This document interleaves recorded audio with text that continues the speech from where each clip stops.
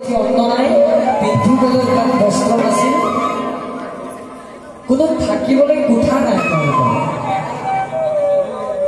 তেনেস্থলত এই ভগৱান শ্ৰীকৃষ্ণ তেওঁৰ শৈশৱৰ বন্ধু সখা আছিল, কিন্তু তেওঁলোকৰ সাহস হোৱা নাছিল যে কৃষ্ণক আজিলৈকে গৈ দ্বাৰকাত লগ কৰিব, দৰ্শন হোৱা নাছিল। আৰু তেতিয়া এই ঘৰত সুশীলা আৰু বিপ্ৰদামোদৰ ব্ৰাহ্মণে এই দুখৰ কাহিনীবিলাক দুয়ো পাতি পাতি দুখ কৰে।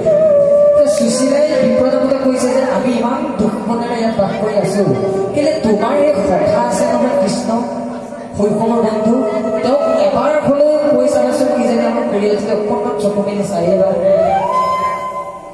সেইটোকে অকণমান বৰ্ণনা কৰি দিছো, সহযোগ কৰিব। সুশীলাই কৈছে, স্বামীক কৈছে, বিপ্ৰদামোদৰ পত্নী বোলে শুনা প্ৰাণ স্বামী, কি বুলি কৈছে, আমি অতি দৰিদ্ৰ